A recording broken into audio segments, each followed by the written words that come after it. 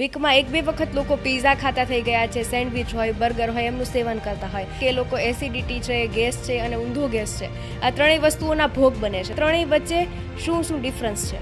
હવે સાવ બચવું તો ઓલમોસ્ટ ઇમ્પોસિબલ છે, કારણ કે હવે આપણે એવી જગ્યાએ છે કે આ વસ્તુ બધું એવોઇડ નહીં કરી શકીએ. બહારનું ફૂડ ખરાબ કેમ હોય છે? બહારના ફૂડને જે વારંવાર તેલમાં તળવામાં આવે છે તો એની અંદર એટલા બધા કેમિકલ્સ ખરાબ હોય છે કે જેનાથી કેન્સર થવાની શક્યતા રહે છે, જેનાથી બ્લડ પ્રેશર, ડાયાબિટીસ, કોલેસ્ટ્રોલ થવાની શક્યતા હોય છે. કે ભાઈ પીઝા છે એટલે પેપ્સી તો જોવે જ, પીઝા છે એટલે થમ્સઅપ તો જોવે જ. જે બંનેનું મિક્સચર કરીને એક માર્કેટિંગ લોકોએ ઊભું કરેલું છે કે ભાઈ પીઝાને પાણી જોડે તો પી જ ના શકે, એના માટે થમ્સઅપ જ જોવે. એટલે કહેવાય કે ડબલ પોઈઝન તમારા શરીરની અંદર જાય છે. ઘણી બધી વખત છે એ અંદરથી સ્ટ્રેસ આવતો હોય જે પણ એકદમ બોડી માટે હાર્મફુલ છે, જેના માટે આપણે ઘણી બધી વખત બહુ બધું ધ્યાન રાખવું પડતું હોય છે. તો એ અંદરના સ્ટ્રેસને કેવી રીતે કંટ્રોલ કરી શકાય? કોલ પ્લેનો જે રીતે હાઈપ ઊભો કરેલો હતો એ રીતે લોકોની ફેસબુકની, ઇન્સ્ટા કે યુટ્યુબની સ્ટોરી જોઈને જે ના ગયું એને એમ લાગે કે મેં જિંદગીમાં કંઈક ગુમાવ્યું. આ બધી વસ્તુ બી સ્ટ્રેસ ક્રિએટ કરે છે. આ બધા વિચારો આવે છે અને આપણે એકદમ ડિપ્રેશનમાં જતા રહીએ છીએ. ત્યારે હાર્ટને ખરેખર આમ વધુ કામ કરવું પડે એવું કંઈ થતું હોય છે? ડેફિનેટલી. તો સવારે રોજ 9 થી 11 પેશન્ટના યોગા અને મેડિટેશન અમે કરાવીએ છીએ. જ્યાં સુધી પેશન્ટ મેન્ટલી ફિટ ના હોય ત્યાં સુધી એની રિકવરી સારી હાલતી નથી. આજે જ્યારે નાના બાળકોને પણ હાર્ટ એટેકનું પ્રમાણ છે વધી ગયું છે, ત્યારે એવું માની શકાય કે કદાચ બાળકોમાં પણ સ્ટ્રેસનું પ્રમાણ વધી રહ્યું છે ને એના કારણે આ બધું થઈ રહ્યું છે. હવે તમે જ્યારે સાંભળો છો કે 6 વર્ષના ઉંમરના અને કે 8 વર્ષના કે 10 વર્ષના ઉંમરનાને હાર્ટ એટેક આવ્યો, તો ખરેખર એ હાર્ટ એટેક હોતો જ નથી. આ હાર્ટ એટેકની કોઈ એવી સ્પેશિયલ સમયગાળો હોય છે કે શિયાળામાં વધુ આવી શકે, ઉનાળામાં વધુ આવી શકે, ચોમાસામાં વધુ આવી શકે? તમે કોઈ બી હાર્ટના ડોક્ટરને પૂછશો તો શિયાળાની સિઝન એમના માટે ગોલ્ડન સિઝન છે, કારણ કે શિયાળામાં હાર્ટ એટેકના કેસીસ બહુ વધતા હોય. કઈ કઈ બાબતોનું ધ્યાન રાખવું જોઈએ કે જેથી કરી અને હાર્ટ એટેકના પ્રોબ્લેમથી બચી શકાય? હાર્ટના પેશન્ટો યુઝ્યુઅલી વોક કરવા કે એક્સરસાઇઝ કરવા જતા હોય છે તો ફૂલ્લી કવર્ડ કરીને જવા જોઈએ પોતાની જાતને. બીજી વસ્તુ, હાઇડ્રેશન ઇમ્પોર્ટન્ટ છે. સસ્તું હોય છે એટલું સારું નથી હોતું. તો 1 રૂપિયાની ગોળી છે કેવી રીતે કોઈનો જીવ બચાવી શકે? 10 રૂપિયામાં 8, 1 રૂપિયા કરતાં બી ઓછી સસ્તી છે. 30% લોકોના પેશન્ટની જાન બચી શકે છે. તમે એવું કહેલું હતું કે આ 5 બ્લડ રિપોર્ટ છે જે તમે જરૂર કરાવજો, તો એ કયા કયા રિપોર્ટ છે? જેને નાની ઉંમરે ફેમિલીમાં કોઈને હાર્ટની બીમારી હોય અથવા તો નાની ઉંમરે જેને કોલેસ્ટ્રોલ કે ડાયાબિટીસ આવી ગયેલું હોય, એના માટેના 5 રિપોર્ટ કહું છું, નોટ કરીને રાખજો. ઘણા બધા લોકો છે એવું માને છે કે આલ્કોહોલ પીવાથી શરદી મટી જાય, સાચું છે? આલ્કોહોલ પીવાથી શરદી મટી જાય પણ બીજા ઘણા બધા રોગો થાય. એક એવા પ્રકારના લોકો હોય છે કે જેઓ કદાચ એવું માને છે કે ડોક્ટર છે એ ઉઘાડી લૂંટ કરે છે. તમે જ્યારે ડૉક્ટરને કહો છો કે લૂંટારા છે, ડૉક્ટર ઉગાડી લૂંટ કરે છે, કાલે ઉઠીને તમારા ઘરે કોઈ પ્રોબ્લેમ આવ્યો તો તમે હોસ્પિટલ જશો, તમે ડૉક્ટરને ફોન નંબર ડાયલ કરશો કે ત્યારે એમ કહેશો ના ના ડૉક્ટર ઉગાડી લૂંટ કરે છે અને એમને ત્યાં નથી. અત્યારે લોકો એવું માની રહ્યા છે કે હાર્ટ એટેકના જે વધતા જતા કેસ છે એમની પાછળ જવાબદાર કોરોના ટાઈમે લીધેલી વેક્સિન છે. શું માનો છો? એ વખતે હજારો લાખો લોકોની જાન બચાવવાની પ્રાયોરિટી હતી ત્યારે એ કરેલું હતું, પણ વેક્સિનના લીધે જ આટલા બધા ડેથ થાય છે એવું માનવું થોડું મૂર્ખામી ભર્યું છે. નમસ્કાર, આપની સાથે હું છાયા. આપણે ઘણી બધી વખત અનેક કિસ્સાઓ એવા સાંભળ્યા છે, અનેક કિસ્સાઓ એવા જોયા છે, પછી એ નજરે જોયા હોય કે સમાચારોમાં જોયા હોય કે જેમાં અચાનક જ વ્યક્તિનું હૃદય છે, વ્યક્તિનું જે હાર્ટ છે એ કામ કરતું બંધ થઈ જાય છે. ક્યારેક કોઈ લિફ્ટમાંથી નીચે આવતું હોય અને એમનું હાર્ટ બંધ થઈ જતું, એવા આપણે સમાચાર અનેક વખત જોયા છે. ગરબા રમતા રમતા માણસને હાર્ટ એટેક આવી જાય છે અને આવા અનેક કિસ્સાઓ છે કે જે આપણને આશ્ચર્યમાં મૂકી દે છે અને સામે અનેક સવાલો પણ ઊભા કરી દે છે કે આવું શા કારણે થાય છે અને આનાથી કઈ રીતે બચી શકાય. અને આવા જ અનેક પ્રશ્નોના સમાધાન આજે તમને અમેઝિંગ પોડકાસ્ટમાં મળી જવાના છે. આમ તો આજે મારી સાથે એવા વ્યક્તિ છે કે જેને કદાચ તમે અનેક વખત સોશિયલ મીડિયા, ઇન્સ્ટાગ્રામમાં અનેક ટિપ્સ આપતા પણ જોયા હશે અને કદાચ તમે એમની ટિપ્સ છે એ ઘણી બધી વખત અનુસરી પણ હશે. એટલે કે હું વાત કરી રહી છું ડૉક્ટર સ્વપ્નિલ શાહની, જે આજે અમારી સાથે અમેઝિંગ પોડકાસ્ટ કરવાના છે અને એવી અનેક માહિતી આપના સુધી પહોંચાડવાના છે કે જે માહિતી તમારા અને અમારા સૌ કોઈ માટે જરૂરી છે. પહેલાં તો આપનું ખૂબ ખૂબ સ્વાગત છે. થેન્ક યુ છે બેન, થેન્ક યુ. જી, ડૉક્ટર સ્વપ્નિલ શાહને અનેક લોકોએ સોશિયલ મીડિયા પર જોયા છે અને આજે અનેક લોકો પોડકાસ્ટના માધ્યમ થકી પણ સમજવાના છે, જાણવાના છે અને અનેક ટિપ્સ લેવાના છે. ત્યારે હું તમારો પરિચય આપું એ કરતાં હું તમને રિક્વેસ્ટ કરીશ કે તમે તમારો પરિચય આપી દો. ફર્સ્ટ ઓફ ઓલ દ્વારકાવાસીઓને મારા પ્રણામ. આપણે આજે એક એવે સરસ ટૉપિક ઉપર વાત કરવા જઈ રહેલા છીએ કે જે આમ તો ડરનો ટૉપિક છે, પણ જો બરાબર રીતે સમજવામાં આવે તો એ ડર બહારની નીકાળીને આપણે સારી રીતે જીવી શકીએ છીએ. હું એમડી ફિઝિશિયન છું, અમદાવાદમાં હું પ્રેક્ટિસ કરું છું. હવે અમારી જર્નીની શરૂઆત કરું તો વર્ષ પહેલાં અમે આ ઇન્સ્ટાગ્રામ ઉપર રીલ્સ બનાવવાનું ચાલુ કરેલું હતું અને આજે 1 લાખ સુધી ફોલોઅર્સ થવા માંડેલા હતા. અને તમારો જ્યારે એપ્રોચ આવ્યો કે તમારા પ્રેક્ષકોને બી આ વસ્તુની માહિતી મળે તો એના માટે આપણે રેડી થયા છીએ. હવે હું આજથી લગભગ 15 વર્ષ પહેલાં યુએસ હતો અને 5-6 વર્ષ મેં યુએસમાં કામ કરેલું છે અને એના લીધે મને બંને ઇન્ડિયન હેલ્થકેર સિસ્ટમ અને યુએસ હેલ્થકેર સિસ્ટમ બંનેનો મને સારો એવો એક્સપિરિયન્સ છે. અને એ જ એક્સપિરિયન્સ હું મારા જે મારા ફોલોઅર્સ છે, મારા જે પેશન્ટ છે એમના જોડે હું શેર કરતો હોઉં છું અને એ લોકોના પ્રેમના લીધે આજે અત્યારે સારો એવા લોકો અમારે ફોલો કરે છે. જી ડૉક્ટર સ્વપ્નિલ, તમે જે રીતે વાત કરી કે તમે યુએસએનો પણ તમને એક્સપિરિયન્સ છે અને અહીંયાની પબ્લિક સાથે પણ તમે ખાસી રીતે હળેલા મળેલા છો, એમની જીવનશૈલી છે, એમનું ફૂડ છે, દરેક વસ્તુને તમે જાણો છો, ત્યારે ખાસ કરીને હું પહેલાં તો એ જ પૂછીશ કે યુએસએના લોકો છે એ ફૂડ માટે કેટલા અવેર છે, એમના હેલ્થ ચેકઅપ માટે કેટલા અવેર છે અને એની કમ્પેરિઝનમાં આપણે અત્યારે અહીંયાનું જે લોકલ પબ્લિક છે, ઇન્ડિયાનું પબ્લિક છે, એ કેટલું અવેર છે?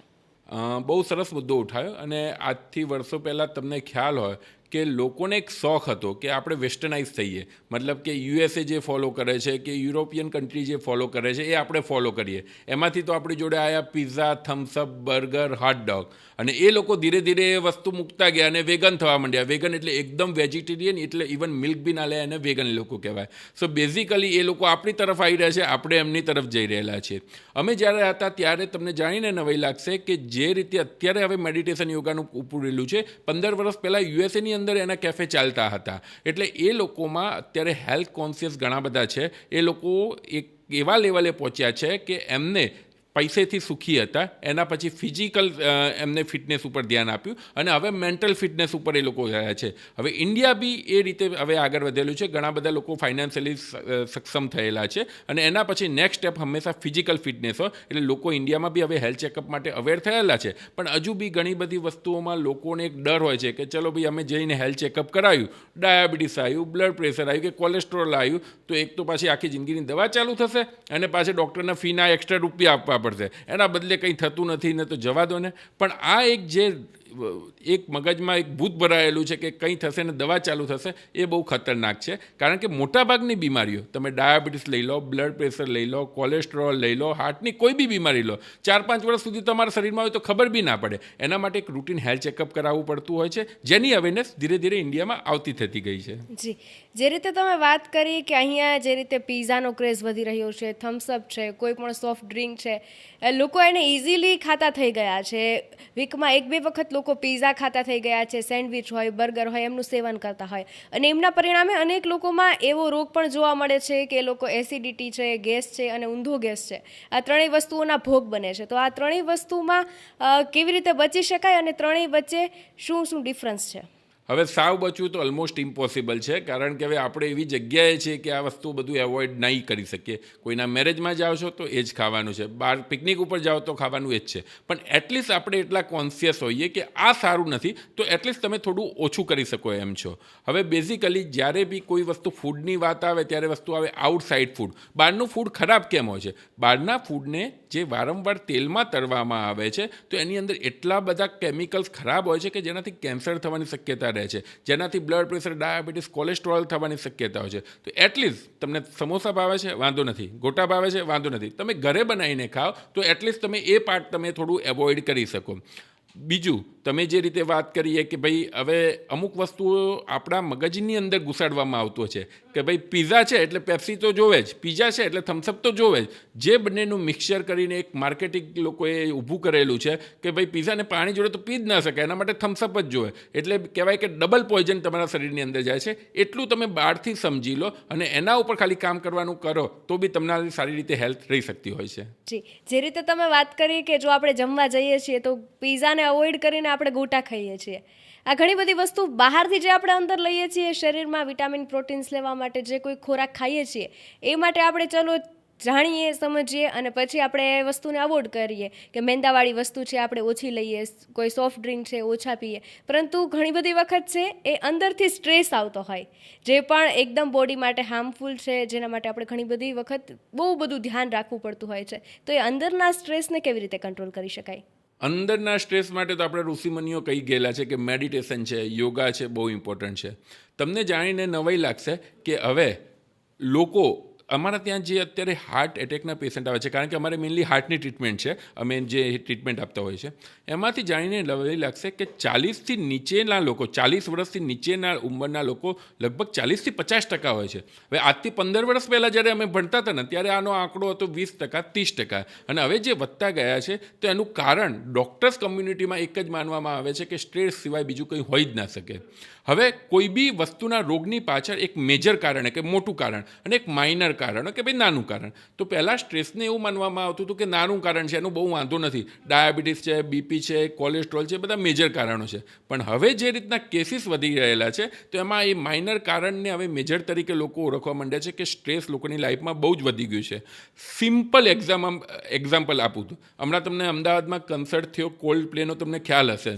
કોલ્ડ પ્લેનો જે રીતે હાઈપ ઊભો કરેલો હતો એ રીતે લોકોની ફેસબુકની, ઇન્સ્ટા કે યુટ્યુબની સ્ટોરી જોઈને જે ના ગયું એને એમ લાગે કે મેં જિંદગીમાં કંઈક ગુમાયું, અને જે એને ફોમો ફિલિંગ કહેવાય, ફિલિંગ ઓફ મિસિંગ આઉટ, કે ભાઈ મેં આ ના કર્યું એટલે રાત્રે ઊંઘ ના આવે કે યાર મારી જોડે આટલા પૈસા નહોતા, હું ના જઈ શક્યો, મારી જોડે ટાઈમ નહોતો એટલે જઈ ન શક્યો. આ બધી વસ્તુ બી સ્ટ્રેસ ક્રિએટ કરે છે. એવું નથી કે તમારી જોબ જ સ્ટ્રેસ ક્રિએટ કરે છે. એટલે આપણું જે આજુબાજુનું એટમોસ્ફિયર છે એવું વણાઈ ગયેલું છે કે એમાંથી તમારા બહાર આવવા માટે ઇન્ટરનલ અવેરનેસ જોવે જ. તમને ખબર હોવી જોઈએ કે શું સાચું છે, શું ખોટું છે, અને એ આપણા જે યોગી મુનિઓ કહી ગયા છે કે મેડિટેશન, યોગા, ધ્યાન, એ બધા કરવાથી જ સ્ટ્રેસ ઓછું થઈ શકે. સ્ટ્રેસ ઓછું કરવાની દુનિયામાં કોઈ દવા નથી.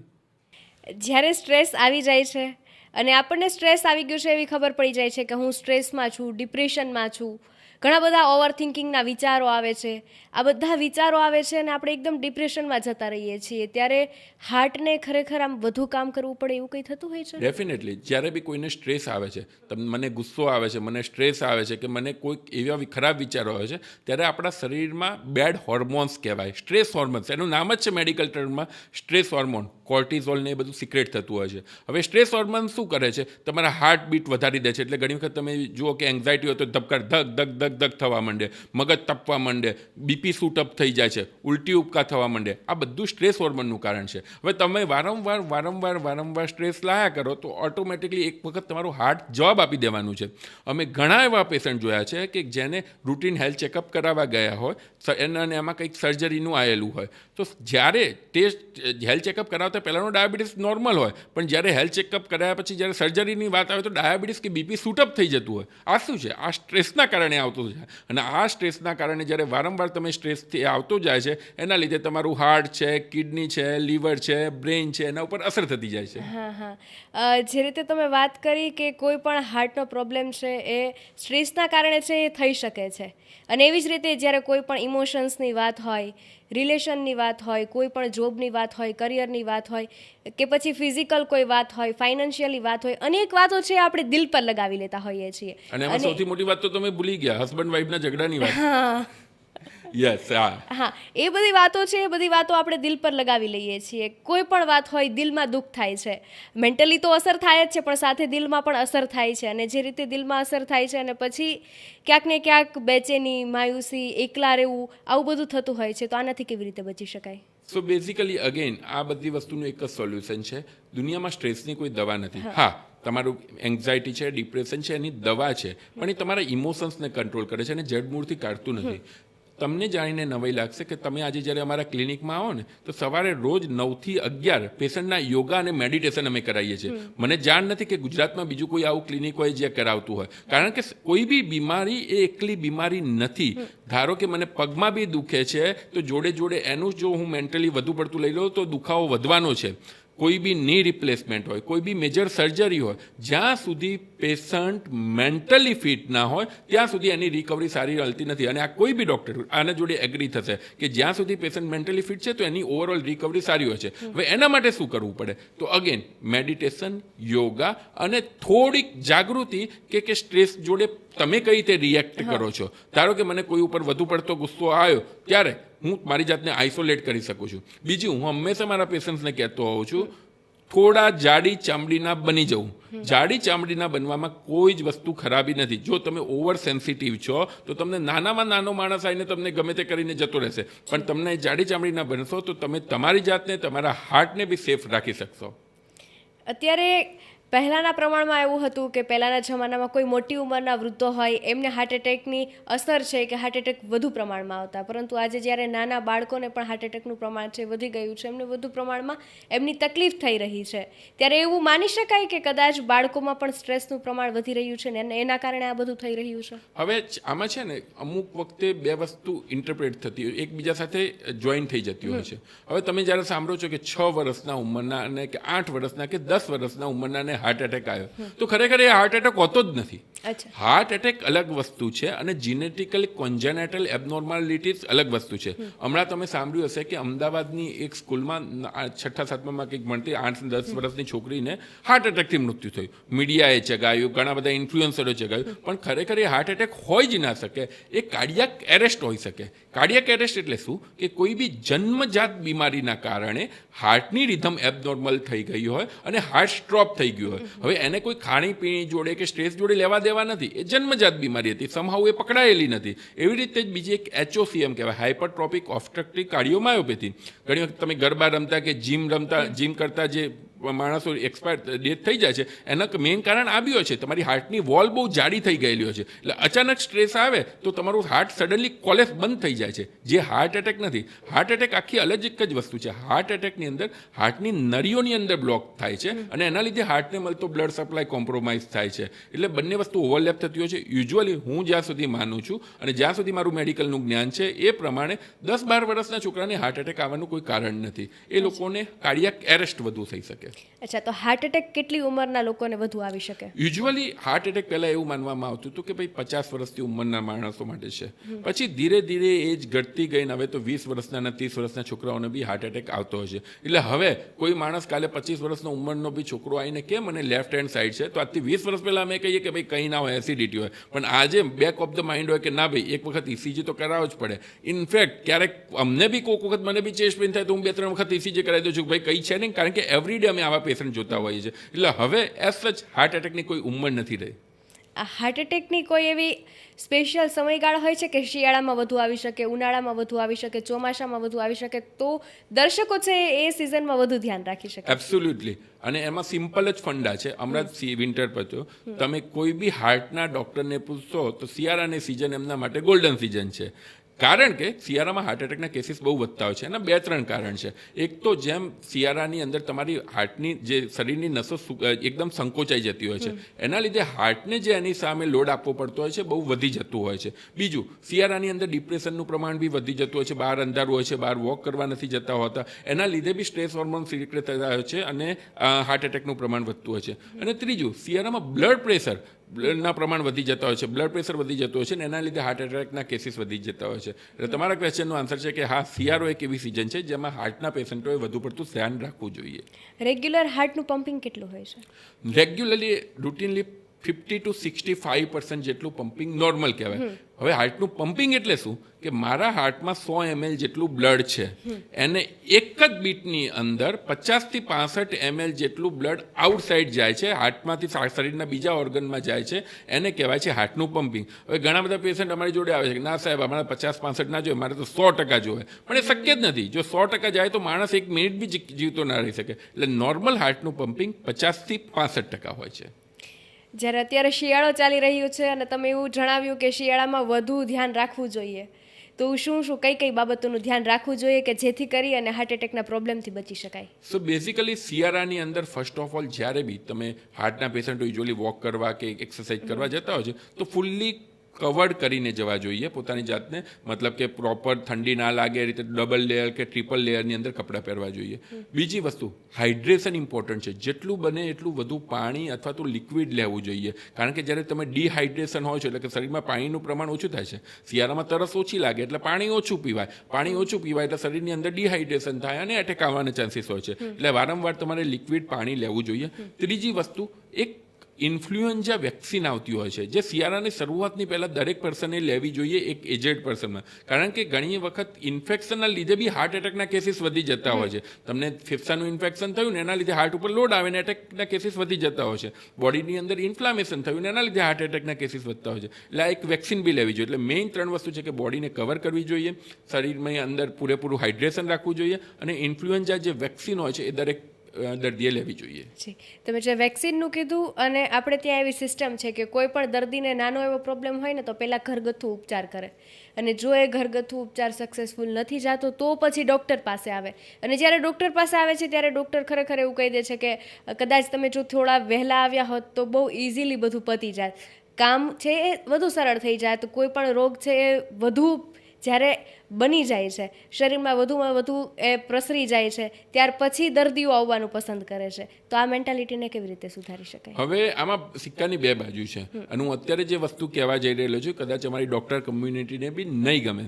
હું તમને એક સિમ્પલ એક ક્વેશ્ચન પૂછું છું. તમારા ગળામાં દુખે છે, તમને શરદી ઉધરસ ખાંસી થઈ છે, યુઝ્યુઅલી તમે ડૉક્ટર જોડે જાઓ અથવા તો તમારી જાતે, તો તમે સાંભળ્યું છે કે તમે કઈ દવા લેતા હો છો? તમને કઈ દવાનું નામ યાદ છે? યુઝ્યુઅલી લોકો એજીથ્રોમાઇસિન કરીને એક દવા લેતા હોય છે. ભાઈ કંઈ થયું ને એજીથ્રોમાઇસિન લઈ લીધી. હવે 100માંથી 80થી 90% ગળામાં દુખાવો વાયરસના કારણે હોય છે. એજીથ્રોમાઇસિન એન્ટીબાયોટિક છે. એજીથ્રોમાઇસિનનો કોઈ રોલ જ નથી. ઉપરથી જ્યારે તમે દવા લો છો ત્યારે તમારા શરીરની ઇમ્યુનિટી વીક થાય છે. જ્યારે ખરેખર દવાની જરૂર પડે ત્યારે દવા કામ નથી કરતી. પણ 90% લોકો શું કરે? કાં તો ડૉક્ટરને બતાવ્યા વગર દવા લઈ લેતા હોય, કાં તો કેમિસ્ટ જોડેથી લઈ લેતા હોય, કાં તો ઘણા બધા ડૉક્ટર્સ એન્ટીબાયોટિક પ્રિસ્ક્રાઇબ કરી દેતા હોય છે. અમે જ્યારે યુએસ હતા ત્યારે પહેલાં તમારે અહીંયાનું જે કલ્ચર હોય એ લેવું પડે, બેક્ટેરિયલ ઇન્ફેક્શન છે જોવું પડે, ને પછી એન્ટીબાયોટિક અપાય. પણ અહીંયા રેન્ડમલી યુઝ થતો હોય છે. એટલે એના લીધે શું થતું હોય કે એનું રજિસ્ટન્સ દવાનું એ રીતનો જે યુઝ થતો હોય છે એના લીધે પેશન્ટ ઉપર અને દવાના અસર ઉપર, બંને ઉપર એ લાંબા ટાઈમે અસર થતી હશે. એટલે પહેલી વખત એ કે તમારે અનનેસેસરી મેડિકેશન્સ ના લેવી જોઈએ. બીજી વસ્તુ જે તમે કીધું એ વાત 100% સાચી છે કે ઘણી વખત છાતીમાં દુખાવો થાય અને ઘણા લોકો કે ભાઈ આપણે એસિડિટી છે, ચલો ને ભાઈ એક સોડા પી લઈએ અથવા તો કંઈક ગથ્થુ ઉપચાર કરી લઈએ.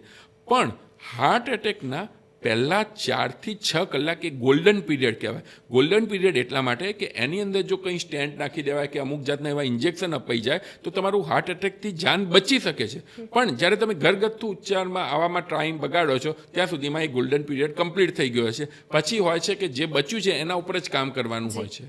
યસ. અને હાર્ટ એટેક જો એક વખત આવી જાય છે તો પછી કઈ કઈ વાતની કાળજીઓ રાખવી પડે? સો બેઝિકલી એક વખત હાર્ટ એટેક આવી જાય ત્યારે ઇમરજન્સી કન્ડિશનમાં મેં કીધું એમ હોસ્પિટલાઇઝેશન જ સૌથી મોટું ઇમ્પોર્ટન્ટ વસ્તુ છે. એના પછી તમારે 4-5 દિવસ સુધી જે દવાનો કોર્સ હોય છે એ કરવાનો હોય છે. પછી હાર્ટ ઉપરના જે કારણો હોય, ધારો કે ડાયાબિટીસ છે, બ્લડ પ્રેશર છે, કોલેસ્ટ્રોલ છે, એ બધાને કંટ્રોલ કરવાનું હોય છે. ફિઝિકલ અને મેન્ટલ સ્ટ્રેસ ઓછો લેવાનો હોય છે. અને કોઈ બી રીતે, ધારો કે ઘણા લોકોને કોન્સ્ટિપેશનની બીમારી હોય, કબજિયાતની બીમારી હોય તો એની દવા લેવી પડે. કોઈ બી રીતે હાર્ટ ઉપર લોડ ના આવે એ બધી વસ્તુઓ કરવાની હોય છે અને દવાઓ ટાઈમસર લેવાની હોય છે. આ બધાની વચ્ચે ઘણી બધી વખત દર્શકોએ પણ સાંભળ્યું હશે અને તમારા કે મારા કાને અવારનવાર પડતું હોય છે કે બાયપાસ સર્જરી કરાવી. તો એ બાયપાસ સર્જરી એટલે શું? હવે આના માટેનું બી એક જે ખનખની કેજ કહેવાય એવો ખુલાસો તમારી સામે કરું છું. અને ઘણા બધા લોકોને ખબર હશે જે લોકો મને ફોલો કરતા હશે, પણ વારંવાર અમે વાત કરી છે. 100માંથી 80 માણસો જેને બ્લોકેજ આવેલા હોય એને બાયપાસ સર્જરી કે સ્ટેન્ટની જરૂર જ નથી. આના માટેનો અમેરિકામાં એક ટ્રાયલ થયેલો હતો. 2500 એટલે ટોટલ 5000 દર્દીઓને એ લોકો લેબોરેટરીમાં લઈ ગયેલા હતા. ત્યાં આગળ ડાઈ નાખીને એન્જિયોગ્રાફી કરી હતી. એમાંથી 2500 માણસમાં સ્ટેન્ટ નાખ્યા અને 2500ને કીધું તમારામાં સ્ટેન્ટ નાખ્યા છે, પણ એ ખરેખર સ્ટેન્ટ ના નાખ્યા. એમનો 10 વર્ષ સુધી ફોલોઅપ થયો અને ફોલોઅપ પછીનું રિઝલ્ટ ચોંકાવનારું હતું. એમાં એમ કહેવામાં આવેલું હતું કે જે લોકોને સ્ટેન્ટ નાખેલા છે કે જે લોકોને નથી નાખેલા, બંનેમાં જીવનની જે રેખા હતી બંનેની સરખી હતી. એવું નહોતું કે સ્ટેન્ટના લીધે કોઈની જિંદગી બચી ગયેલી હોય. એટલે 80% સ્ટેબલ એન્જાઇનાવાળા પેશન્ટની અંદર બ્લોકેજમાં બાયપાસ કે સ્ટેન્ટની જરૂર હોતી જ નથી. પણ હવે કાલે ઉઠીને પાછળ તમે એવું ના કરો કે એના માટે તમે ડૉક્ટરને ના બતાવો. હા, ડૉક્ટરની સલાહ લેવી જરૂરી છે કારણ કે કેસ ટુ કેસ વેરિએશન હોય છે. પણ હા, 80% પેશન્ટમાં બાયપાસ કે સ્ટેન્ટની જરૂર નથી હોતી. હા, ઘણી બધી વખત એવું થતું હોય કે દર્દીઓને એમની ખરેખર જરૂર હોય અને છતાં પણ એ ન લઈ શકે એમ હોય, બાયપાસ સર્જરી ન કરાવી શકે એમ હોય, તો એમના માટે કોઈ ઓપ્શન ખરો? ઘણા બધા ઓપ્શન છે. એકચ્યુઅલી શું થતું હોય કે બાયપાસ સર્જરી મેજર સર્જરી છે. હવે જે પેશન્ટને ડાયાબિટીસ હોય, બ્લડ પ્રેશર હોય, હાઈ રિસ્ક કિડનીનો ડિઝીઝ હોય અથવા પેશન્ટ મેન્ટલી જ ફિટ ના હોય, આવા કેસીસની અંદર જો તમે બાયપાસ સર્જરી કરવા જાઓ તો એનું રિઝલ્ટ નથી મળતું હતું. બીજી વસ્તુ, અમુક લોકોના હાર્ટના પમ્પિંગ બહુ ઓછા થઈ ગયા હોય કે જેના લીધે બાયપાસ સર્જરી રિસ્કી બની જતી હોય. ત્રીજી વસ્તુ, એક એજ થઈ ગઈ હોય, એજ પછી મેજર સર્જરીમાંથી રિકવરીમાં પ્રોબ્લેમ આવતો હોય છે.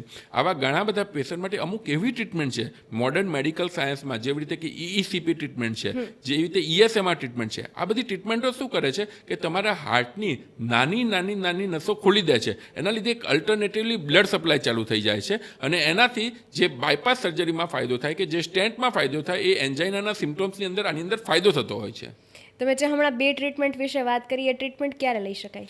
ઓકે, સો EECP ટ્રીટમેન્ટ પહેલાં કહીશું, સમજીશું શું છે. EECP એ એક એવી ટ્રીટમેન્ટ છે કે જે પ્રેશરથી હાર્ટની નાની નસો ખોલી દેતું હોય છે, જેને કોલેટરલ્સ કહેવામાં આવે છે.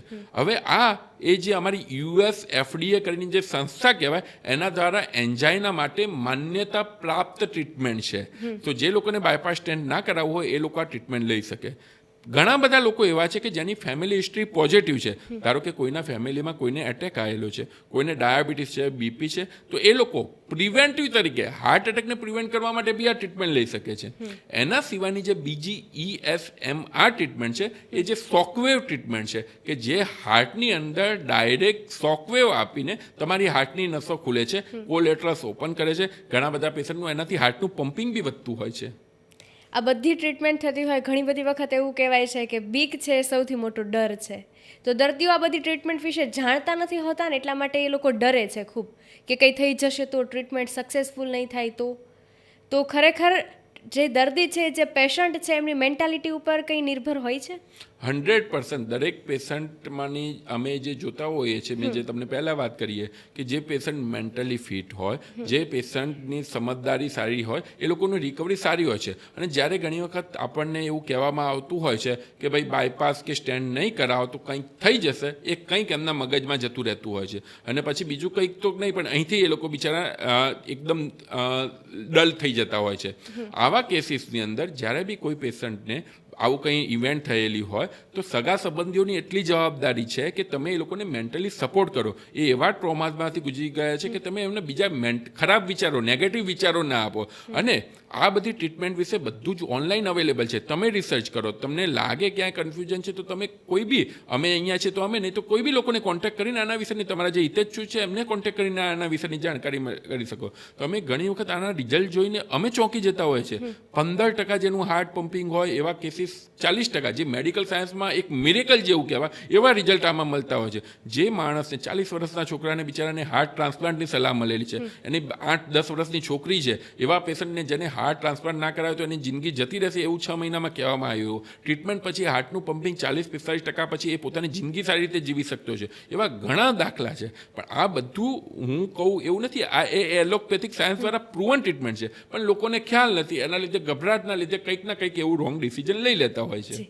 તમે હમણાં જે રીતે વાત કરી હાર્ટ ટ્રાન્સપ્લાન્ટ, તો એ શું છે એક વખત દર્શકોને સમજાવી દો. સો બેઝિકલી શું થતું હોય, હાર્ટ એટેક આવતો હોય છે. આપણું નોર્મલ જે હાર્ટનું પમ્પિંગ 50% થી 65% હોય, એ હાર્ટનું પમ્પિંગ ગણીને ઘણી વખત 25% કે 20%થી ઓછું થઈ જતું હોય છે. હવે એક વખત હાર્ટનું પમ્પિંગ ઓછું થાય ત્યારે એને પમ્પિંગ વધારવા માટેની મેજર મેડિકલ કોઈ દવાઓ નથી. જે બી કંઈ છે થોડું ઘણું સ્ટેબિલાઇઝ રાખી શકે છે અથવા 5-10% વધારો કરી શકે છે. આવા કેસીસની અંદર ઘણી વખત હાર્ટ નવું નાખવાનું કરેલું હોય. ધારો કે મારે હાર્ટ પમ્પિંગ ઓછું થઈ ગયેલું છે અને મને એના લીધે બીજા બધા લક્ષણો આવવા માંડ્યા છે, તો મારે નવું કોકનું હાર્ટ મારામાં ટ્રાન્સપ્લાન્ટ કરે અને હાર્ટ ટ્રાન્સપ્લાન્ટ કહેવાતું હોય છે. જી, જે રીતે આપણે તમે બધી વિગતો સમજાવી એ મુજબ ઘણી બધી વખત રિપોર્ટ્સ થતા હોય છે અને એ રિપોર્ટ્સ ફ્રીમાં થતા હોય છે. કોઈ કેમ્પ હોય છે ત્યાં જતા હોઈએ છીએ, તો એ કેમ્પના રિપોર્ટ હોય છે એ સાચા આવે છે? હવે આમાં અમુક વખતે કેમ્પ ખરેખર સારા એક ઉદ્દેશથી થતા હોય છે અને અમુક વખતે કેમ્પ જે થતા હોય છે જેનો કોઈ બહુ મતલબ નથી હોતો. ધારો કે અમુક રિપોર્ટો એવા છે કે જે જરૂરી છે, ભાઈ એક વખતની ઉંમર પછી ECG કરાવો, ઇકો કરાવો, TMT કરાવો કે થોડા લોહીના રિપોર્ટો કરાવો, એ જરૂરી હોય છે.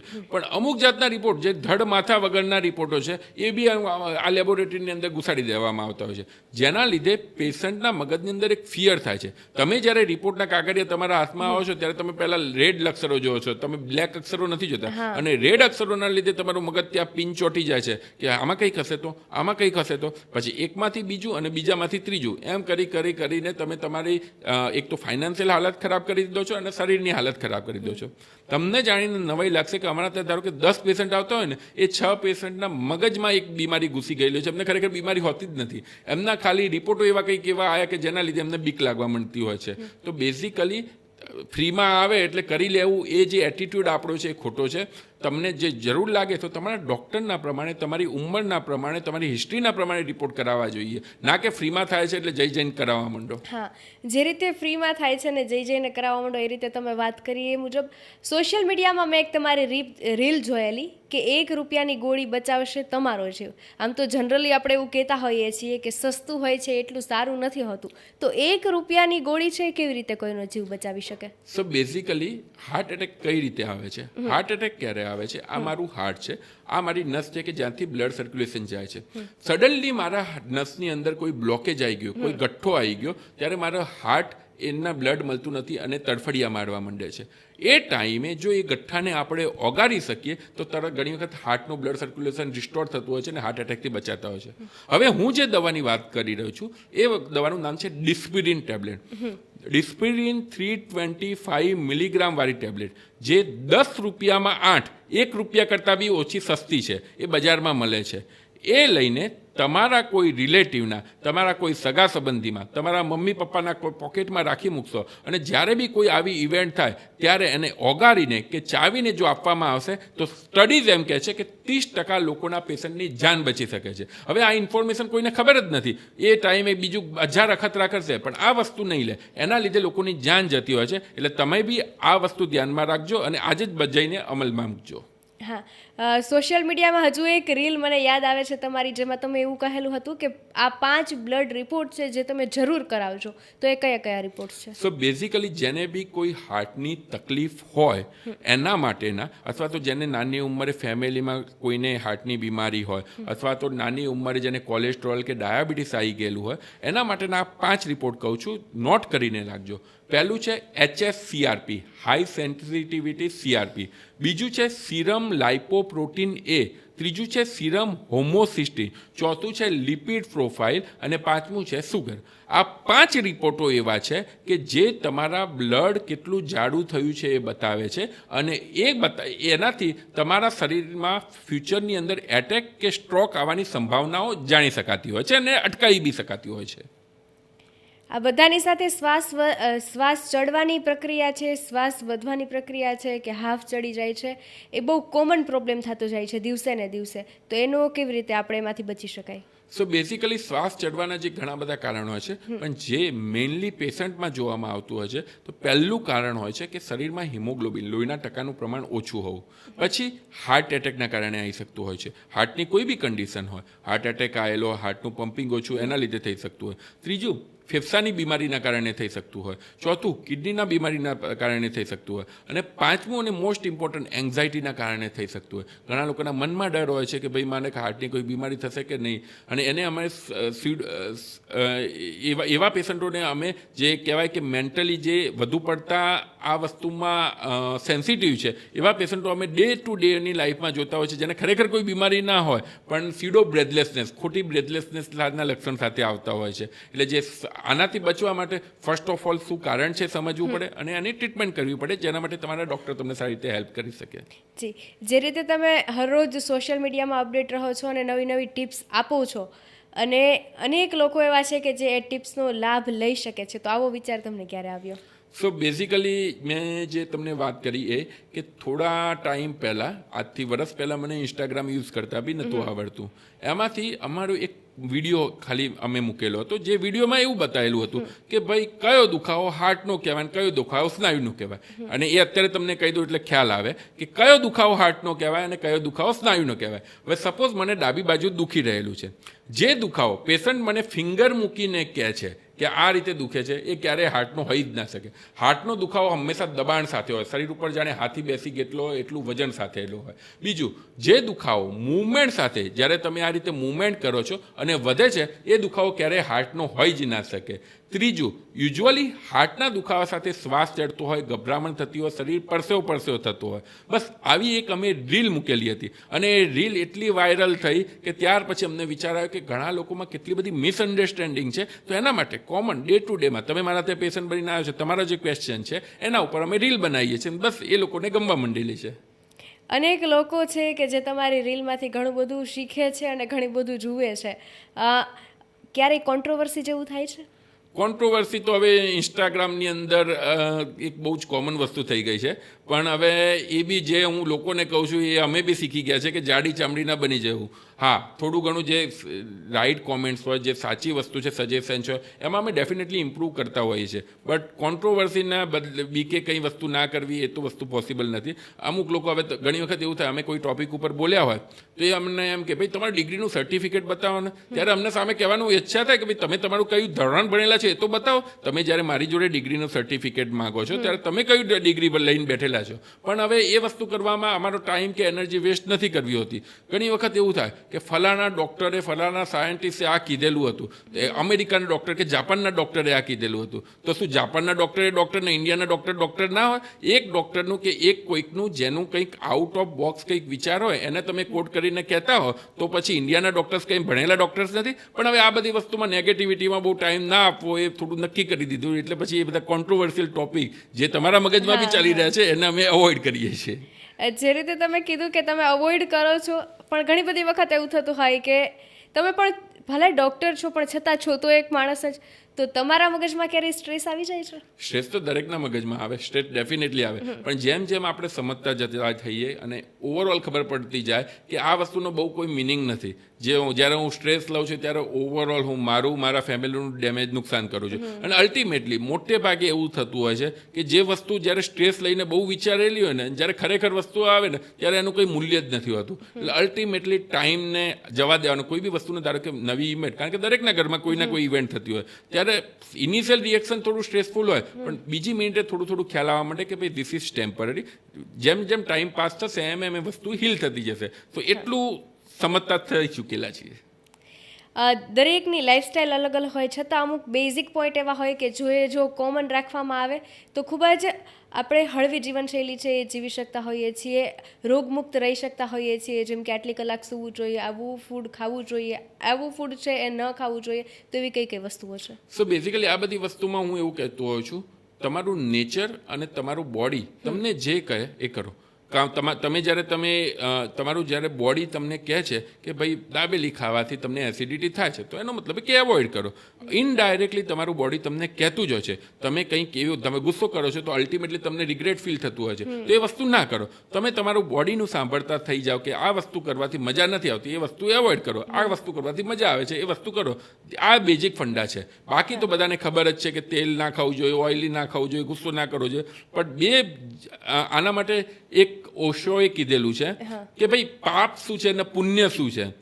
તમે જે વસ્તુ તમારી સામે છે જો તમે એન્જોય ના કરી શક્યા તો એ સૌથી મોટામાં મોટું પાપ છે. એ ભલે ને ગમે તે સિગરેટ પીવી બી જો તમે પોતાની મગજના એ લેવલે સાથે કરતા હો કે હું આ પી રહ્યો છું, મને ખરેખર આનંદ આવતો હોય તો એ પાપ નથી. પણ તમે સિગરેટના વિચારોમાં આખો દિવસ રહ્યા કરો અને એના લીધે તમે મગજ ખરાબ કરો તો એ મોટું પાપ છે. સો બેઝિકલી જે બી વસ્તુ તમે એન્જોય કરી શકતા હોય એનાથી તમને એમ લાગતું હોય તમારું બોડી તંદુરસ્ત રહે છે, તમને સિગરેટ પીવાથી તમારું બોડી તંદુરસ્ત છે, તો તમે કરી શકો છો. તો તમારું બોડીનું સાંભળવું પડે, તમારા મનનું સાંભળવું પડે. બોડી અને મનમાંથી જે વિચાર આવે એ તમે કરો, પણ એ પછી એનું ઘણા લોકો ઊંધી રીતે લેતા હોય છે. પણ એના માટે એક મેન્ટલ સ્ટેબિલિટી હોવી જરૂરી છે. હા, જે રીતે તમે વાત કરી એ રીતે એક એવો સવાલ થાય કે ઘણા બધા લોકો છે એવું માને છે કે આલ્કોહોલ પીવાથી શરદી મટી જાય. સાચું છે?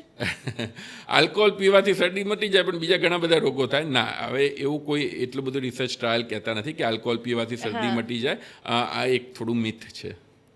હા, જે રીતે તમે વાત કરી કે તમારું બોડી કહે છે એમ તમે કરો, તો ઘણી બુક્સમાં એવું લખેલું હોય કે 24 ગ્લાસ પાણી પીવો.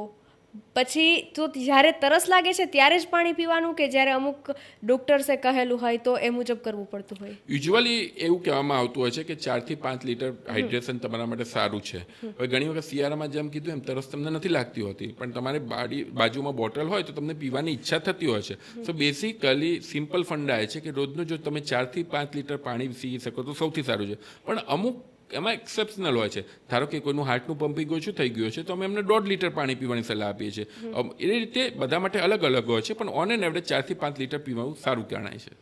જે રીતે મને અનેક ક્વેશ્ચન થયા એ રીતે અમારા દર્શકોને ઘણા બધા પ્રશ્ન થયા હશે, તો એ પ્રશ્નનું તમે સોલ્યુશન આપો એ માટે કઈ રીતે તમારો કોન્ટેક્ટ કરી શકાય? સો ડેફિનેટલી આમાં સોશિયલ મીડિયાના માધ્યમથી તો બધાના પ્રશ્નનો કોન્ટેક્ટ આપવો બહુ આન્સર આપવો બહુ ડિફિકલ્ટ હોય છે, પણ કંઈ બી હોય, કંઈ જેન્યુઅન ક્વેરી હોય તો તમે ડેફિનેટલી અમારા ઇન્સ્ટાગ્રામ ઉપર અમને ફોલો કરી શકો છો. એની અંદર તમારા સજેશન મોકલી શકો છો. ભલે અમે જવાબ ના આપતા હોય પણ એ કોમેન્ટને બધીને વાંચતા હોય છે અને એના ઉપર વિડીયો બનાવવાનો ટ્રાય કરતા હોય છે. અને કોઈ હાર્ટ રિલેટેડ બીમારી આવે તો ડેફિનેટલી અમને કોન્ટેક્ટ કરી શકો છો. સોશિયલ મીડિયા પર તો ઘણા બધા લોકો તમને પ્રશ્ન પૂછતા હોય છે, પરંતુ જો રૂબરૂ ક્લિનિકે એટલે કે લાઇફસ્ટાઇલ વેલનેસ ક્લિનિકે આવે છે તો અહીંયા આપણે ત્યાં સ્પેશિયલી કયા કયા મશીનરી છે અને કયા કયા રિપોર્ટ્સ થાય છે કે જે લોકોને ખૂબ ઉપયોગી બને? રૂટીનલી અમે જે કહેતા હોઈએ છીએ કે જે ભાઈ હેલ્થ ચેકઅપ કરાવવું જોઈએ, હાર્ટની શું ખરેખર સ્થિતિ છે, તો એના માટેના બધા રિપોર્ટ થતા હોય છે. જરૂરિયાતવાળા બધા, બિનજરૂરી એક બી નહીં. જરૂરિયાતવાળા એટલે કહેવા કે જે લોહીના અમુક રિપોર્ટો હોય છે, ઇસીજી છે એટલે કે કાર્ડિયોગ્રામ છે, 2D ઇકો છે એટલે કે હાર્ટની સોનોગ્રાફી છે, ટીએમટી છે એટલે કે મશીન ઉપર દોડવાનો ટેસ્ટ છે કે જેનાથી હાર્ટનું બ્લોકેજનો તમને આઈડિયા આવી શકે છે.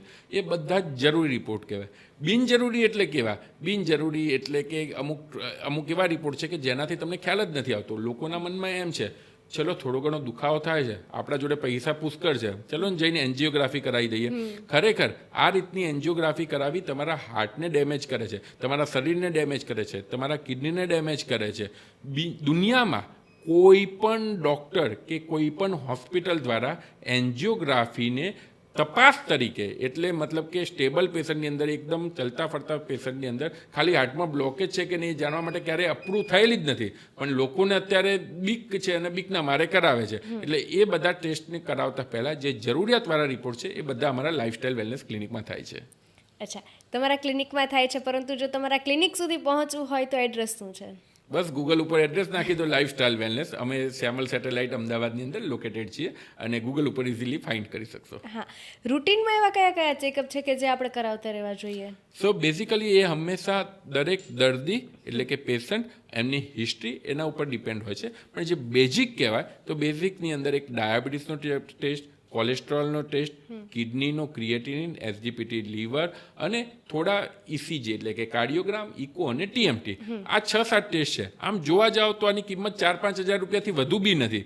પણ લોકોને એમ છે કે હવે બધું જ, કાં તો બે જાતના લોકો છે. એક જાતના લોકો એવા છે કે જેને બધું કરાવી દેવું છે, 2-5 લાખ રૂપિયાના તો ઇન્વેસ્ટિગેશનલ ટેસ્ટ થતા હોય, અને અમુક લોકો એવા છે કે મારે તો કંઈ કરાવવું જ નથી, એમના બદલે આપણે 4-5 હજારનો કોઈક પીઝા ખાઈ લઈએ. એટલે આ બંનેની એક્સ્ટ્રીમની અંદર એક જે મિડલ વે કહેવાય કે ભાઈ તમારે રૂટીન ઇન્વેસ્ટિગેશન્સ કરાવવા જોઈએ કે જે હાર્ટ રિલેટેડ હોય. એનાથી વધુ રિપોર્ટ કરવાની બહુ જરૂર નથી હોતી.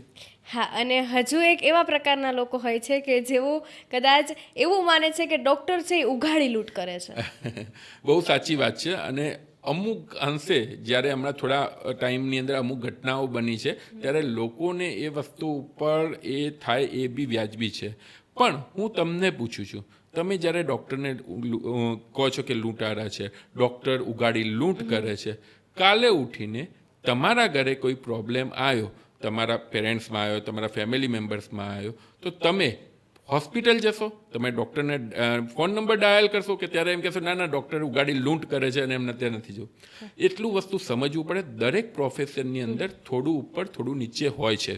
ડૉક્ટર્સ અને જે અમારો, કારણ કે અમે ફિલ્ડમાં છીએ, અમારો પર્સનલ એક્સપિરિયન્સ એ છે કે ડૉક્ટર્સ જેવી જે પોતાના ડે ટુ ડે કેરની અંદર વધુ સેવા કોઈ પ્રોફેશન કરી જ ના શકે. એનું કારણ હું કહું છું. અત્યારે ધારો કે મારી વિઝિટિંગ ફી 1000 રૂપિયા છે. અમુક એવા પેશન્ટ આવે છે કે જે પૈસા એ 1000 રૂપિયા બી નથી પોસાતા. અમે ઘણા લોકોને ફ્રીમાં અથવા તો 50% ડિસ્કાઉન્ટમાં કરી દઈએ છીએ. કયા પ્રોફેશન એ કરી શકશે? પણ લોકોને એમ છે કે ના ડૉક્ટરો તો લૂંટે છે. અત્યારે તમે તમારી જાન બચાવવા, અમુક વખતે એવું થાય છે, અમુક અમારામાં જે CPR કહેવાય કે ઇન્ટ્યુબેશન કહેવાય, એવી મેજર વસ્તુઓ છે કે જે પેશન્ટને રાઈટ ટાઈમે કરવામાં આવે તો જાન બચી શકે છે. તો એ જાનની કિંમત તમે શું પૈસામાં આંકશો? ના, પણ ડૉક્ટરે 4-5 હજાર રૂપિયા લીધા એટલે ડૉક્ટરો લૂંટે છે. તમે એક પીઝા પાછળ 2000, 2500, 3000 રૂપિયા ખર્ચશો. તમે એક કન્સર્ટ પાછળ 8000 થી 10,000 રૂપિયા ખર્ચશો. તમે સારામાં હોટલમાં રોકાવા માટે 20,000 થી 40,000 રૂપિયા ખર્ચશો. પણ ડૉક્ટરની કેબિનમાં આવીને તમે ગરીબ થઈ જાઓ છો અને કે 1000 રૂપિયા કન્સલ્ટિંગ ફીસ એની હોય, હાથ જોવાના 1000 રૂપિયા શેના હોય, તો ત્યારે તમે જાતે હાથ જોઈ લો. ડૉક્ટરે એમની જર્ની ક્યાંથી ક્યાં કરી છે એ તો તમારે સમજવું પડશે.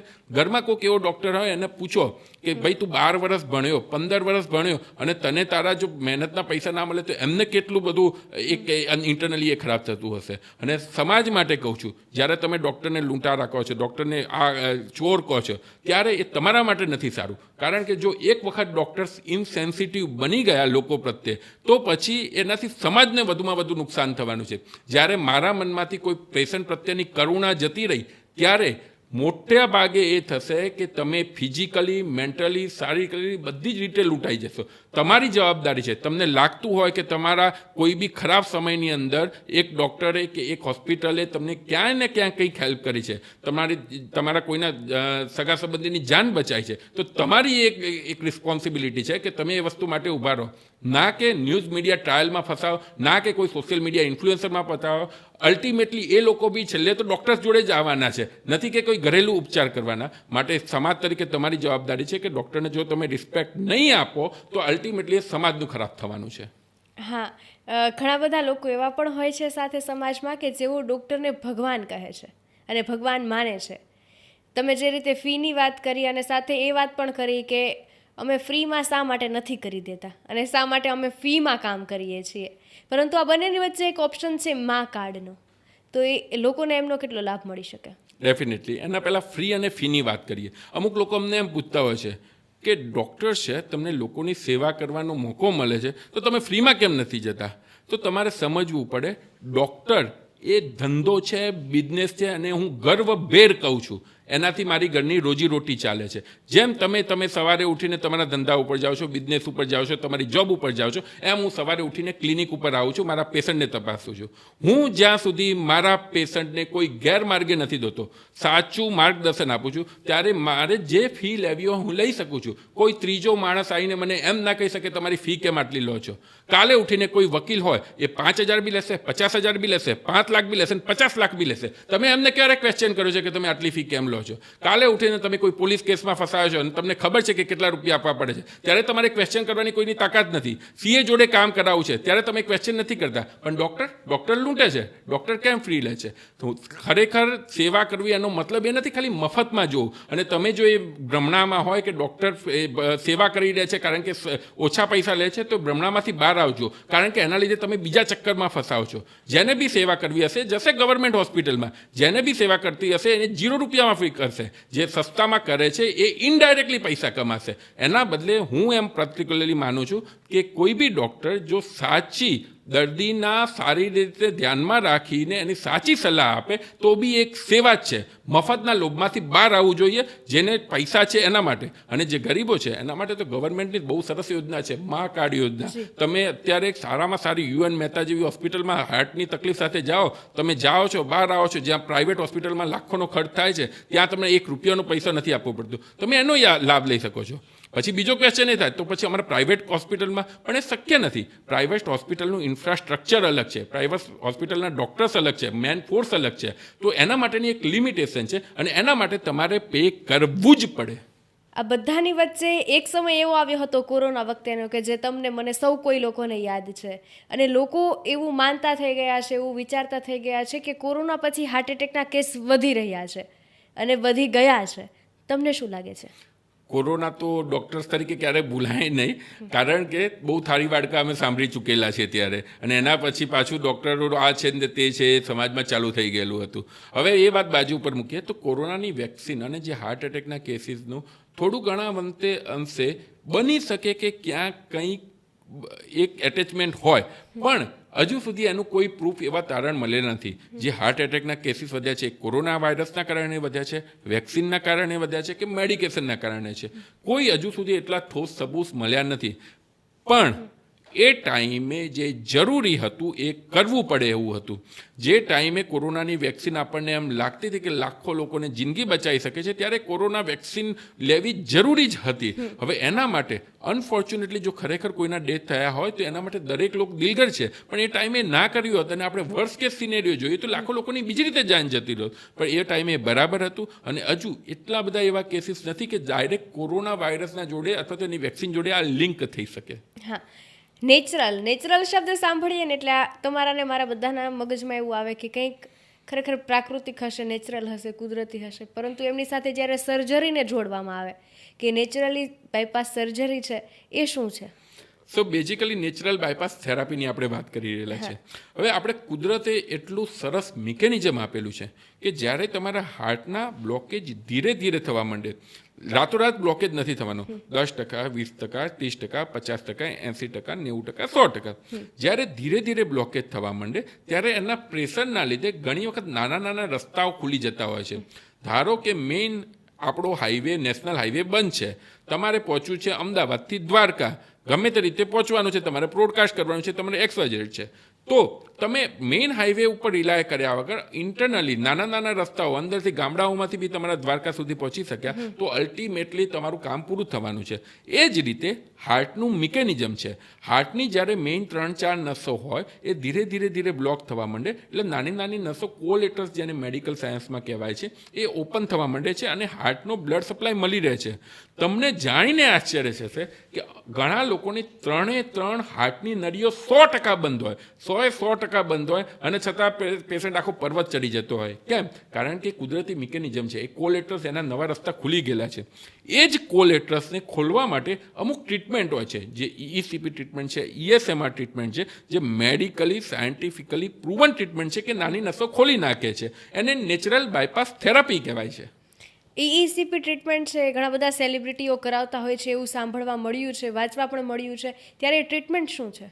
આપણા પૂર્વ પ્રેસિડેન્ટ APJ અબ્દુલ કલામ, જેમને આ ECP ટ્રીટમેન્ટ લીધેલી હતી, ઘણા બધા સાધુ સંતો એ બી ECP ટ્રીટમેન્ટ લેતા હોય છે. આઉટ ઓફ ઇન્ડિયામાં તો ઘણા બધા જે ફૂટબોલ પ્લેયર્સ છે, જે સ્પોર્ટ્સમેન છે, એ લોકો પોતાનું ઓવરઓલ પરફોર્મન્સ વધારવા આ ટ્રીટમેન્ટ લેતા હોય છે. સો બેઝિકલી ECP તમારા હાર્ટની નાની નાની નસો ખોલી દે છે. એના લીધે એક અલ્ટરનેટિવલી બ્લડ સપ્લાય ચાલુ થાય છે અને હાર્ટને મળતો બ્લડ સપ્લાય વધવાના કારણે ઓવરઓલ પરફોર્મન્સ વધે છે. હાર્ટના જે લક્ષણો ઓછા થાય છે, છાતીમાં દુખાતું હોય, શ્વાસ ચડતો હોય, પમ્પિંગ ઓછું હોય, એ બધામાં બી ઘણો બધો ફાયદો થાય છે. અને એકદમ સૌથી વધુ આની સારી વસ્તુ એ છે, આમાં કોઈ દુખાવો નથી, આમાં કોઈ સર્જરી નથી, આમાં કોઈ હોસ્પિટલમાં એડમિટ થવાની જરૂર નથી અને આની કોઈ આડઅસર નથી. કોઈ બી સ્વસ્થ માણસ બી પોતાના હાર્ટને ફિટ રાખવા માટે આ ટ્રીટમેન્ટ લઈ શકે છે.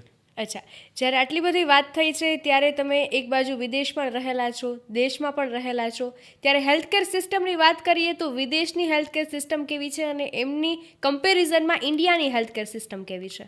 ડેફિનેટલી. તમે અત્યારે નવેમ્બર ડિસેમ્બરનો મહિનો ચાલી રહેલો છે. ઘણા લોકો કેનેડાથી, યુરોપથી, યુએસથી ઇન્ડિયા આવે છે. તમારા જાણમાં કોઈ બી હોય, અને હું તમને ગેરંટી સાથે કહું છું, કોઈ બી હોય, એને ફોન કરીને પૂછો કે ભાઈ તમારે ત્યાં આગળ બ્લડ રિપોર્ટ કરાવવા છે કે ECG ઇકો કરાવવા છે તો તમારે કેટલો ટાઈમ લાગશે? 2-2, 3-3, 4-4 મહિના થઈ જતા હોય છે ને છતાંય તમારી એપોઇન્ટમેન્ટ નથી મળતી. અહીંયા તમારે ECG ઇકો TMT કરવો છે, સવારે તમે ડૉક્ટરનો 10 વાગ્યાનો ટાઈમ લો, 10:15 તમને ટાઈમ મળી જતો હોય છે. આ ઇન્ડિયન સિસ્ટમની બ્યુટી છે. ત્યાં આગળ તમે અમુક રિપોર્ટો કરાવવાના જે હજારો ડોલરો, ત્યાંની સિસ્ટમ પ્રમાણે બી બહુ વધુ કહેવાય, તો એની કમ્પેરમાં અહીંયા રૂપિયાઓની અંદર પતી જતું હોય છે. દાંતની ટ્રીટમેન્ટ માટે, હાર્ટની ટ્રીટમેન્ટ માટે હજારો નહીં લાખો લોકો આઉટ ઓફ ઇન્ડિયાથી અહીંયા આવતા હોય છે. કારણ એ છે અહીંનું હેલ્થકેર સિસ્ટમ બહુ જ આગળ વધી ચૂકેલું છે. બેસ્ટ ડૉક્ટર્સ, હું ધારો કે હું મારી વાત ના કરું તો બી કેટલા બધા ડૉક્ટર એવા છે કે જે US UK થી ભણીને અહીંયા આવેલા છે, ત્યાંનું નોલેજ લઈને અહીંયા આવ્યા છે, ત્યાંનું એક કલ્ચર લઈને અહીંયા આવેલા છે. એ બધાના લીધે બેસ્ટ ડૉક્ટર્સનો અહીંયા એક આખો જે કહેવાય કે ક્રાઉડ ઊભું થયેલું છે. સારામાં સારી હેલ્થકેર સિસ્ટમ. અહીંયા જ્યારે તમે કોઈને બી ક્લિનિકમાં જો, હવે ધારો કે તમે જ કદાચ અમારા ક્લિનિકમાં આવેલા હોય તો જોશો તો કોઈ 5 સ્ટાર હોટલથી ઓછું નથી હોતું. કારણ એ છે કે અમારે જે જૂની એક વસ્તુ હતી મગજમાં કે હોસ્પિટલ એટલે ગંદવાડ, હોસ્પિટલ એટલે હોવા, એ બધામાંથી બહાર નીકળી ચૂકેલું છે. અત્યારે હું તમને ગેરંટી સાથે કહું કે ઇન્ડિયામાં હેલ્થકેર સિસ્ટમ સાથે જે સ્કોપ છે આજથી વર્ષો પહેલાં ક્યારેય નહોતા. દુનિયા આખી તમે જુઓ, અમારા ત્યાં પેશન્ટ આવે છે, અમારા ત્યાં પેશન્ટ આવે છે યુકેથી આવે છે, યુરોપથી આવે છે, કેન્યાથી આવે છે, આફ્રિકાથી આવે છે. આ બધા પેશન્ટો એક વસ્તુ કહીને જાય છે કે આવું અમારા ત્યાં ક્યાં નથી. પણ અહીંયા આપણે અહીંયા તો ઇન્ડિયન હેલ્થ સિસ્ટમ તો બહુ ખરાબ છે, આના કરતાં યુકે યુરોપ સારું. એક વખત ખાલી પૂછી જુઓ તમારા રિલેટિવને કે ત્યાંની હેલ્થ કેર સિસ્ટમ કેવી છે, અને પછી તમને જે સાચું છે એનું મહત્ત્વ સમજાશે. એટલે ટૂંકમાં આપણે એવું કહી શકીએ કે આપણી પાસે છે એમની આપણને ખબર જ નથી, કદર જ નથી, કદર પણ ખબર નથી કરતા કદર નથી. જે વસ્તુની ત્યારે તમે કદર ના કરો, અલ્ટિમેટલી પછી જે મેં તમને પહેલાં વાત કહીએ કે એ વસ્તુ પછી ઓવરઓલ કોમ્યુનિટી માટે બહુ ખરાબ થતું હોય છે. તમે જ્યારે કોઈ વસ્તુની કદર કરો, એમ નથી કહેતા કે તમે ડૉક્ટર તરીકે અમને ભાઈ બાપા કરો કે ભગવાન બનો, અને અમને ભગવાન બનવામાં કોઈ હરખ જ નથી, કારણ કે ભગવાન બનીને હંમેશા ગાળો ખાવાની જ આવે છે, મફતમાં લેવું છે, તમારા 100 રૂપિયા આપીને 1000 રૂપિયાનું લાખ રૂપિયાનું ભગવાન જોડે માગવું છે. એ જ રીતે અમારે એ વસ્તુમાં પડવું નથી. આ અમારો બિઝનેસ છે, અમારા બિઝનેસને રિસ્પેક્ટ કરો જે રીતે તમે બીજા બિઝનેસને રિસ્પેક્ટ કરતા હો. હા, ખોટું કરતા હો તો એ વસ્તુ ખોટી છે, પણ જે સાચે રસ્તે ચાલતા હોય એને એવું મજબૂર ના કરો કે એને ખોટા રસ્તે ચાલવું પડે. એક ડૉક્ટર તરીકે એવી તમારી ડ્યુટી થઈ જાય જે રીતે પોલીસને હોય કે ડૉક્ટરે પણ હંમેશા હાજર રહેવું પડે, કોઈ પણ વાર તહેવાર હોય એમને પેશન્ટનું જોવું પડતું હોય છે, તો તમે તમારા દર્દીઓને કઈ રીતે જોવો છો, કયા નજરિયાથી જોવો છો? સો બેઝિકલી એ તમારી વાત 100% સાચી છે, પણ આ વસ્તુમાં હું થોડો સ્વાર્થી છું. સ્વાર્થી એ રીતે છું, હું એટલું સમજુ છું કે જ્યારે હું મેન્ટલી અને ફિઝિકલી ફિટ હોય તો હું મારા દર્દી સાથે રાખી શકીશ. એટલા માટે યુઝ્યુઅલી મારો અત્યારે જે પ્રોફેશન છે કે જેની અંદર મારી જોડે ઇમરજન્સી એટલી બધી આવતી ના હોય, કારણ કે મારી ડે કેર વસ્તુ છે. હું જે બી ટ્રીટમેન્ટ કરું છું એ બધી મોટે ભાગે રિસ્ક ફ્રી છે. પણ અમારા ઘણા બધા કલીગ્સ એવા છે જે 48 કલાકની ઇમરજન્સી ડ્યુટી કરતા હોય છે, કન્ટિન્યુઅસ મગજમાં પેશન્ટનું ચાલતું હોય છે. એ લોકો જ્યારે આટલું બધું તમારા માટે ભોગ આપતા હોય છે, અને એ ભોગ ની કદર તમે જ્યારે રૂપિયામાં કરો છો ત્યારે એ લોકોને બી નથી ગમતું હતું. અમારા ડૉક્ટર્સની અંદર બી ઘણી વખત વાત થાય છે કે આપણે એવી કઈ ભૂલ કરેલી હતી કે હવે લોકોને આ વસ્તુ પર નફરત થવા માંડી છે, અને એના લીધે અલ્ટિમેટલી તમે પૈસાને બાજુમાં મૂકો, પૈસા તો કયા બિઝનેસ નથી કરવાનો, પણ અલ્ટિમેટલી તમારે ક્યાંક કોઈક ડૉક્ટરે તમને ભરું કર્યું તો આજે મારી એક રિક્વેસ્ટ છે, એને જસ્ટ વોટ્સઅપ ઉપર તમારો થેન્ક યુનો મેસેજ મૂકી શકો, કારણ કે એનાથી એમનું મનોબળ સ્ટ્રોંગ થશે અને કાલે ઉઠીને કંઈક ખોટું કરતા અટકાશે. જ્યારે ઘણી બધી તમે ઇન્સ્ટાગ્રામમાં રીલ્સ અપલોડ કરતા હોય છો, હમણાં જ તમે એક રીલ્સ અપલોડ કરેલી છે મા કાર્ડની, કે ઘણો બધો મા કાર્ડનો દુરુપયોગ થઈ રહ્યો છે, કેવી રીતે?